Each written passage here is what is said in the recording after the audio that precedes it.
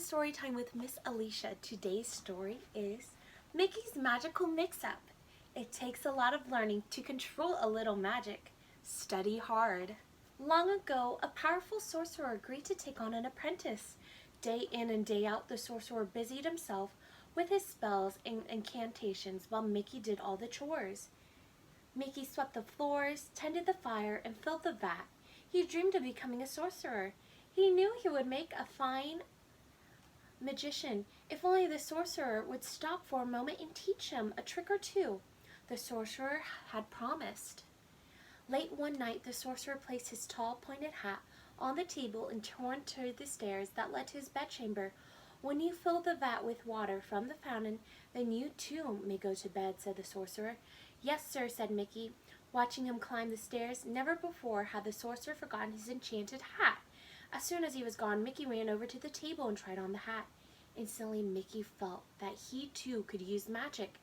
The sorcerer would never find out. Mickey spied an old straw broom in the corner. Using his newfound powers, he chanted, "Dooma, dooma, brooma, brooma."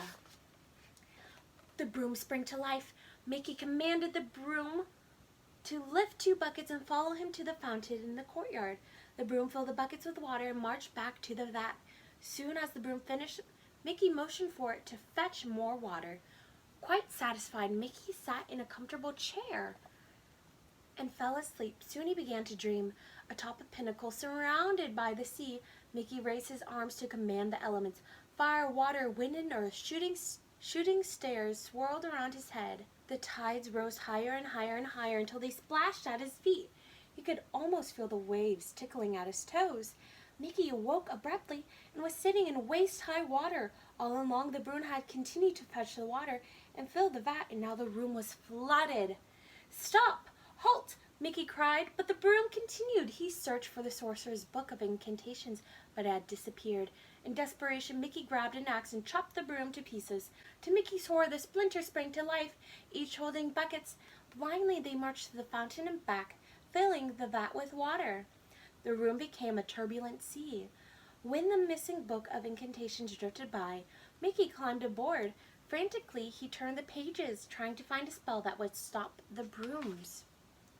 Suddenly, the sorcerer threw open the door and murmured the incantation. The water receded and Mickey sat shamefaced in a puddle. As the sorcerer glared at him, Mickey vowed he would never make magic again.